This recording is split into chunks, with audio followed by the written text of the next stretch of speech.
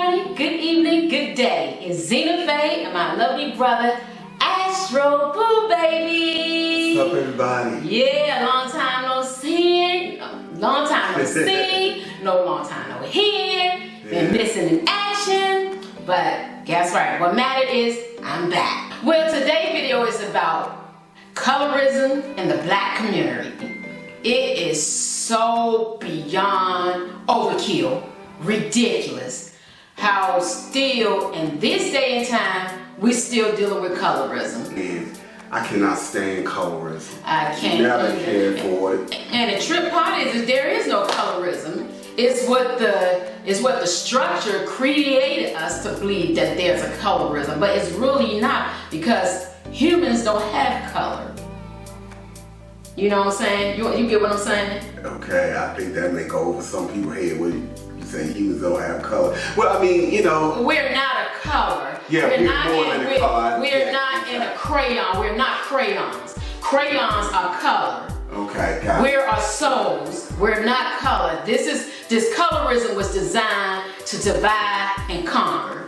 This is what it was all set up to do, keep everybody divided and conquer. And as you see in the black community, you got the dark skin versus the light skin. That's all my life that I heard, dark skin, light skin, dark skin, light skin. And to me, I'm like... Right. Well, you know, obviously when you look at us, you see I'm on the dark side, my sister's on the light side, our brother is even darker than me, my mother is somewhere between my sister and my shade. Right. Father was even darker than my brother. So in our family, we run the full gamut of shades. Again, I agree, we are not a color. We are far beyond, and I don't want to go too deep on this video, and you know, I'm just kind of following your lead, but because black people, that's how we are created. We come in different varieties, shades, different expressions. Exactly. And I think once we get to a point of embracing our unique makeup, that's the thing that I want to get across more than anything.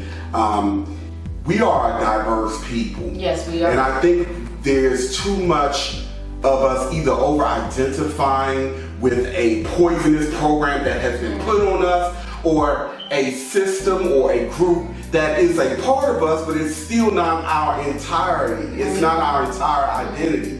So I think it is time that we start embracing our unique identity. We are very diverse, colorful, very creative, very expressive people. And we're not all put here to be the same, because if we all the same, we'll be bored. This will be one boring planet to live on. Seriously, you know, because I dealt with this all my life, this dark skin, light skin. I can't even count how many fights I done got into, because either you dark skin, you light skin, light eyes, green eyes. Yeah. You really gotta shake your head on that one, for real.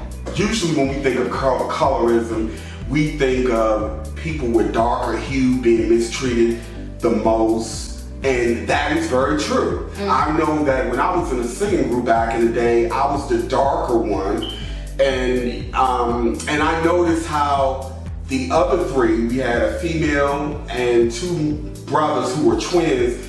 I immediately saw how our people reacted to them versus me. That's that slave, that go back to that slave mentality that we have not overcome from eons and eons, and we still running that program till this day. Or like when you see somebody, oh, she's a pretty light skin, oh, that's a pretty dark skin person, oh, you fine, that's a fine chocolate, oh, that's a fine sexy light skin. How about that's a beautiful person? Right. It's not the outside that makes the person, it's the inside that makes the person. You know what I'm saying? You know, you get tired of all your life dealing with this, and you know, people make like, oh, because she dark skinned, you've been mistreated. How about light skinned people been mistreated because you got this standard that you have to live up to, you know, that has been put upon you. So, you know, they get mad because if you go to a job, they pick the light skin over the dark skin. Or unfortunately, that's the way the system has designed people to think. But that is a part of the plan to keep the divide going, because those who are in a dominant society do tend to choose those who look closest to their shade. And I think some of it is consciously done, depending on the level of consciousness of those who are in a position of power, and some of it is being done unconsciously. For people of color, light skin is near to being closest to being Caucasians. Exactly. And that's that slave mentality back in the slave day that a lot of Caucasian was pushed on Black men and women. And we're not racist. Let me keep emphasize that I am not racist at all. But the reality of it is the truth. Let's look at the association as to why lighter skin is seen as more beautiful and more trusting and more deserving of opportunities and privilege or whatever, versus darker skin. The lighter skin Black people tend to be the children of the slave master. Yes. And they kept those children in the house, so they didn't have to get out and toil in the fields and the heat with the darker slaves. So there was this double whammy. It was the connection with the slave master in terms of bloodline, but it was also that layer of classism. So the automatic association that a darker person is valued less because they tend to be of a lower economic status working in the field. Because all of this is really just modern day slavery. It's a modern day slave plantation. It's the same thing. It's just hidden. But when you strip down the layers and you see it for what it is, me being born with that ability, it is a modern day slave plantation. We cannot keep sitting here and acting like it's not what it is. And I'm gonna tell you a pet peeve I have is with a lot of these urban stations with these radio hosts who always make it a point when they're talking about an accomplished Black person who is of a lighter shade. They always gotta make that a point. Oh, that light skin with her light skin stuff, her his fine. And I just heard that the other day. I'm like, who does that these days of time in 2019? But it's almost like they were given a memo to do that because again, the radio stations, the airways influence our perception of reality and our consciousness. The music, what is being fed, the propaganda, the news feed, all of this is still running those programs, be they consciously or subconsciously. And this is how the power structure keep their power. Because if you keep feeding into that and you keep believing that and keep hearing it over and over and over and over and over and all your life you keep hearing this, most people start believing it. This person think that because she light skinned, I'm better than her. She dark skinned, I'm better than her. We need to get beyond this point of our life. For real, we really do need to get beyond. Once we start seeing this mess for what it is, it'll be like checkmate. But some people do see it for what it is, but they can't let it go. And this is why my main mission, when I started my YouTube channel, which is, by the way, Astro Boo Baby, I brought a lot of out-of-the-box spirituality and spiritual concepts, if that's what you want to call. Again, I have to use the language and definition that people are used to here. So the closest to what my platform was about is those elements, aspects, programs, mental thought projections, and so on and so forth that transcends all of that. So once we start plugging into a level of awareness that is beyond the norm, we start overriding those programs and ultimately begin to crash them. Because that crap never worked on me from day one. And again, this is because the way I'm wired, it just never worked on me. And I see all of our people as just beautiful, diverse expressions. I'm attracted to all of it. Depending on your personality, your talent, your mentality. I don't base what I'm attracted to based on shade. It's ridiculous. I don't see that either. I love everybody, and I will help everybody if I can. I don't look into that. I look into the soul. That's what I see. I see the soul. Everybody has a beautiful soul. I'm not light skinned, you're not dark skinned. I'm a soul. I'm a human being that loves, that bleeds, that cries, and dies just like you. Why don't you tell them one of your stories you had with being targeted because you're light skinned? Child, I have so many. Let me go back to a neighborhood. We was with some friends. It was probably about 10 of us, you know, and everybody out there just chit-chatting, whatever the case may be. And you know how girls can be shady. There's a guy out there that the girl like, but the boy girlfriend out there. So one thing led to another, you know, didn't even know nothing about the fight going on now. I'm just standing out there just conversating with my friends and everything. All I know, next thing you know, the girl that was talking to the girl's boyfriend, next thing you know, they got into the fight, and you know, and it just trickled down. Next thing it was about 50,000 rodents running around, just fighting all over the place. And all I know is the fight started heading down the hill. I'm just standing out there just talking, you know, just kicking the breeze, mind you, I don't know what's going on. All I know, it was about 10 girls coming towards me. All I heard in my ear was, get that red light-skinned bitch right there. Excuse my language. If any children, forgive me. Get that red light-skinned bitch right there. And I'm just steady walking back. And I'm looking like, oh my God, what the hell going on? I can't find no sticks. I can't find a rock. I can't find a pencil eraser. I can't find nothing. And they just all steady coming towards me, just coming to me. I'm like, I had nowhere to run. So I'm like, well, you know what? Then all of them had sticks and bricks and everything they had. I'm like, you know what? I ain't going down like a sucker like this. And I'm like, and I just told them, like, look, put the sticks down. I had no problem fighting. All I know is the girls, they got up. All I did, I hear word with a 2x2.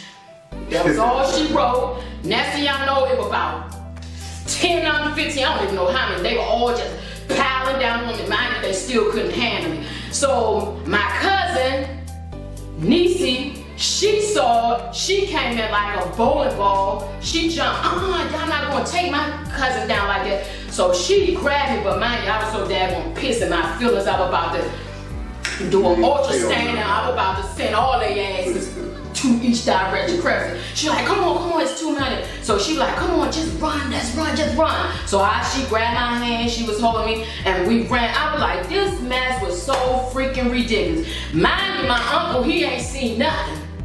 He gonna tell the cops and everybody. Yes, rest his beautiful soul, rest in peace. He ain't seen nothing. He out there telling the cops, yeah, my niece, she started all of. Oh my God, I was so daggone livid. I was already livid. Like, these girls actually jumped me or try to jump me because I'm light skinned.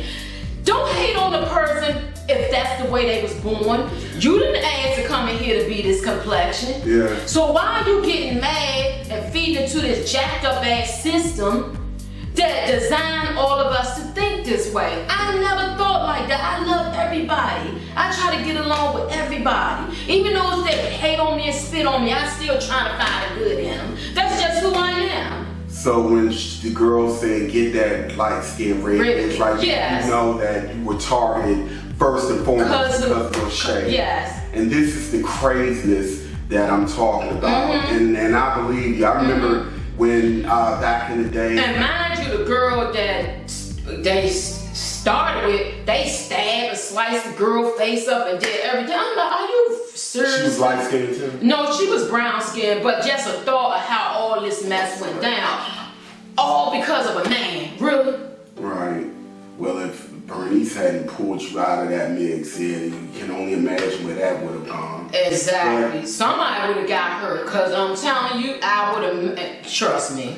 Now, you're speaking from the perspective of being light-skinned and how colorism negatively impacted you. Now, it seems that there's this trend going on where now everybody wants to be dark-skinned. You see these Caucasian girls, these biracial girls who are putting on the dark makeup. And, you know, some people see it as a form of cultural appropriation. Some people see it as an insult to the black struggle. No matter which way you look at it, what I see unfolding is what they've always done. It was all about light skin favor light skin. Now they're pushing the pendulum all the way to the left. Now it's all about the dark skin, but putting the darker skin black people on the pedestal. So now the lighters will start feeling some kind of way. Exactly. You see what I'm saying? It goes This is from what one it's all extreme about. to the next. There's no middle at all. That's right. And it's not just with colorism, it's with everything. Everything. They are pushing everyone to have an extreme mentality with everything. So like I always said, when you stay in one extreme, it is impossible for you to really see and appreciate the full spectrum, and therefore you're out of balance. There's no way anyone can be a complete balanced being if they're always walking in and operating in an extreme ranges of consciousness and perspective. And no, just taking it to, it's just like once upon a time there was peace. Now it's chaos. It just goes for once upon a time, you wouldn't dare to see a child stand around cursing in front of their elders. No. You got it on the radio, cursing on the radio and all this, and people don't see this as a problem. So it's going from one extreme to the next extreme. Then a lot of people wonder, well, what's wrong with these kids? Are you serious? Are you blind as a doorknob? You can't see it for what it is? Yeah, a lot of parents are failing to properly raise their children. And so the proper raising comes in breaking the generational curse, not perpetuating what we have seen to be a detriment and does not work. Do not continue to push it and perpetuate it. That's the word I'm looking for with your children. You know, I'm very involved in my sister's kids' life, and we make a point every day to break these programs because at the end of the day, we're all in the same boat. We're all trying to get out of a sinking or off of a sinking boat, mentally, physically, metaphysically, emotionally, and so on and so forth. So crash those programs, y'all. You want to say something about? Let it be. See this mess for what it is. Do not feed into it whatsoever. Because as long as you keep feeding in it, you're going to keep on having conquer, division. There's never going to be a middle. There's never going to be a common denominator to nothing. Once we start feeding into everything, just look at the life in general. See that mess for what it is. And don't even feed into it. Keep it moving. Keep it moving. That's how I feel about it. Ultimately, I say reject the popular narrative. Because if it's popular, if it's trendy, if it's constantly being pushed in our face, 99.9% of the time, it is a part of some kind of agenda that is not for our greater benefit. That's just the fact of the matter. All right? So. All right. My love cups. And I love you all from the bottom and truly from my soul to the titty toes. I love you, my love cups. I really do. And until the next time, we shall meet again. Peace.